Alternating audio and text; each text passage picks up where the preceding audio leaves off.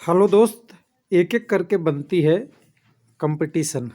जैसा कि मैं पहले भी बोलते आया हूँ, वही एक नंबर के फिर बात कर रहे हैं सिंपल इंटरेस्ट का। एक प्रश्न आता है हर एग्जामों में, जिसमें बोला जाता है कि आपका धन इतना है, 2 गुना है, 4 गुना है, इतने रेट से इतने साल में इतना हो जाता है। इसका आंसर 10 सेकंड में कैसे निकालें? तो उसके लिए फार्मूला हमने एक डिराइव किया है। हालांकि मैथमेटिक्स तो अपने नहीं बनता, उसको डिराइव करके ही ट्रिक्स बनाया जाता है। तो उसको मैं ट्रिक्स के रूप में आपको लाया हूँ, मिश्र धन, रेट और टाइम तीनों को कैलकुलेट करने के लिए। तो मिश्र धन क्या होता है, यहाँ पे ध्यान देने वाला है कि 2 गुना, 3 गुना, 10 गुना, 50 गुना, 100 गुना जो है आपकी धन बन रही है। रेट वो आप जानते ही हैं, परसेंटेज में जितना टर्म है, और टाइम तो आप जानते ही हैं ईयर के रूप में होता है। तो इसको कैसे कैलकुलेट करना है उसको एग्जांपल से समझेंगे। तो हमारे पास एनटीपीसी की एक पेपर है, इस साल भी 2-3 प्रश्न आ चुके हैं, 4 प्रश्न आ चुके हैं। ये 18 अप्रैल 2016 का पेपर था। तो यहाँ पे एक हमने ऐसे ही पढ़ते पढ़ते देखा तो सेम प्रश्न मुझे यहाँ भी मिल गई। ध्यान से देखिएगा, ये प्रश्न मुझे मिल गए। यहाँ पे कह रहा है कि एक साधारण ब्याज की दर से साधारण ब्याज की दर ज्ञात कीजिए जिस पर एक धनराशि साधारण ब्याज की दर से 10 वर्षों में 5 गुनी हो जाती है। यानी यहाँ टाइम 10 है, और यहाँ मिश्रधन जो ए वाला पार्ट है, जहाँ हम वीडियो में एन लिखे हैं, वो 5 गुना की बात कर रहा है। यानी 10 वर्ष में 5 गुना। तो आपको यहाँ पे पता करना था क्या, इसकी ब्याज की दर, रेट ऑफ इंटरेस्ट। तो आंसर तो दिया हुआ है, यहाँ पे आपका दिया हुआ है 40%। लेकिन कैसे है इसको हम वीडियो में जानेंगे। तो यहाँ तो हम डायरेक्ट भी कर सकते थे इस प्रश्न को, ये 10 सेकंड में। तो मैं कर देता हूँ 10n-1, इसको 4, और ये गुना 40%। लेकिन कैसे करेंगे इसको समझेंगे। तो इसको मैं अभी बंद करता हूँ, इससे हम क्लोज कर देते हैं, और इसको हम क्लोज, 1 मिनट, अब इसे हम क्लोज कर दिए हैं। लेकिन अब इसको हमें कैसे समझना है इसके बारे में करेंगे। लेकिन उससे पहले एक आध प्रश्न भी और ले लिया जाए तो अच्छा रहेगा कि इसको समझने के लिए। कोई धन साधारण ब्याज की दर से 10 वर्षों में दुगना हो जाता है, तो ब्याज की दर बताइए। यहाँ समय दिया हुआ है 10 ईयर, और धन की राशि एन कितना है, 2 गुना है। तो ये कितने आपका ईयर होना चाहिए, तो ब्याज की दर कितनी होनी है, 10 दूना 20, और 10 दूना 20, और अगर 100 को डिवाइडेड करेंगे 20 से, तो 10 दूना 20 और 100 को डिवाइड करेंगे 20 से, तो कैसे इस प्रश्न का आंसर मिलेगा। तो यहाँ पे ध्यान नहीं देना है कि 2 का -1 किए तो 1, यहाँ पे आएगा 10, और 100 को डिवाइड करेंगे 10 से, तो हमारा आंसर आ जाएगा 10%। लेकिन इस बेसिक कंसेप्ट के पीछे एक आध और प्रश्न ले लेते हैं, उसको भी समझ लेते हैं, तब आएगा। If sum of the money triple itself in 40 year, what is the rate of interest. यानी 3 गुना हो रहा है, यानी n-1 बराबर 2, और कितने टाइम दिया है, 40 ईयर।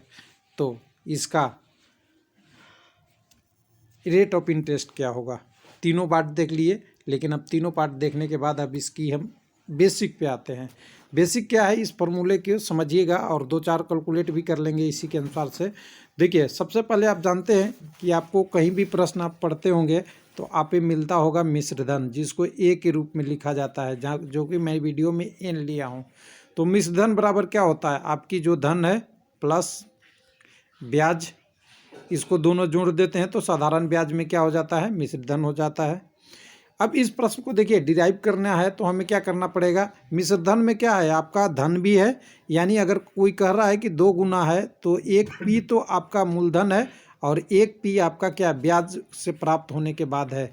यानी इसको हम अगर डायरेक्ट कह दें, एन गुना प्लस पी कह सकते हैं। तो मैं लिख देता हूँ एन गुना पी। एक पी आपका तो ओरिजिनल, और प्लस में उसमें जो जुड़ रहा है गुना, उतना के टर्म में। अब बराबर में करेंगे तो पी तो यहाँ आएगा, और प्लस में करते हैं तो आई आप जानते ही है, इंटरेस्ट क्या होता है, मूलधन P R T divided by 100। इस प्रश्न को एक बार और डिराइव कर लेते हैं थोड़ा सा। तो यहाँ दोनों जगह पी कॉमन है, तो हम यहाँ पी ले लेते हैं। यहाँ पे अगर कुछ नहीं बचता है पी के जगह पे, तो 1 + RT डिवाइडेड बाई 100।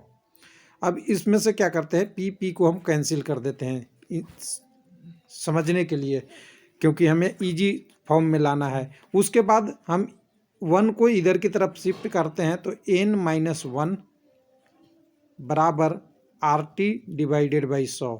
इसी के फॉर्मूला की हमने बात किया है। अब इसी से जितने भी प्रश्न आते हैं सारे प्रश्न आपको निकल जाएंगे कि कितने गुना हो रहा है, कितना 2 गुना हो रहा है, ब्याज की दर क्या होगा, कितना समय लगेगा, क्योंकि यहाँ हमें मिल गया R के रूप में रेट ऑफ इंटरेस्ट, T के रूप में समय और N के रूप में हमें मिश्र धन मिल गया गुना के टर्म में।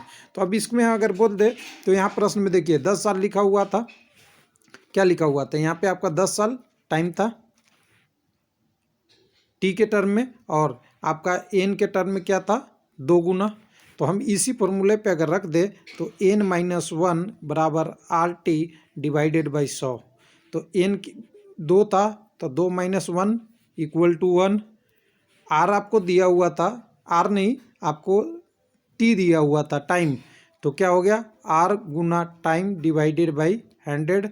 और R को अगर नीचे लाएंगे इधर से तो R बराबर 100 डिवाइडेड बाई 10, और आपका आंसर रेट ऑफ इंटरेस्ट 10 साल 10%, यानी 10% की ब्याज की दर से 10 वर्षों में दुगना हो जाएगा। तो ये प्रश्न तिगुना भी पूछ सकता है। तो सिंपल सी करते जाते हैं एक एक सवाल का। तो दुगना अगर होना है तो देखिएगा, अगर 3 गुना होना है तो क्या करते हैं हम? यहाँ 3-1 RT डिवाइडेड बाई 100, और 3 को यहाँ पे 2 हो जाता और 2 यहाँ हो जाता, तो यहाँ तो 200 डिवाइडेड बाई हम 10 करते। तो रेट आपका कितना होना चाहिए था? 20%, तब तिगुना होगा कितने? 10 वर्षों में। लेकिन सेम वर्ष हम रखते हैं, अगर इसे हमें आगे बढ़ाना है तो इसी तरह से कर कर के प्रश्न को आगे ले जा सकते थे। तो सेकंड वाला पार्ट को देख लेते हैं इस पार्ट में। तो यहाँ पे देखिए इसको कैसे कैलकुलेट करेंगे। यहाँ 3 टाइम दिया हुआ है, 3-1 टाइम दिया हुआ था 40, और हमें निकालना है यहाँ पे रेट ऑफ इंटरेस्ट, यानी हमें निकालना है R।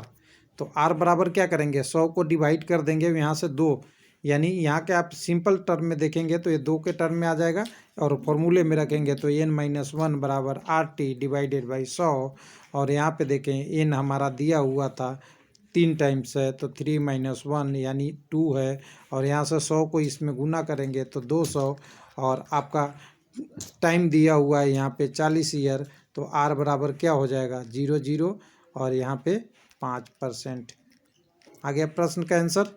अगर इसी तरह देता कि हमें 5 टाइम करना है, इसी प्रश्न को अगर यहाँ कह दे कि ये धन को हमें 3 टाइम नहीं 4 टाइम करना है, तो क्या करेंगे?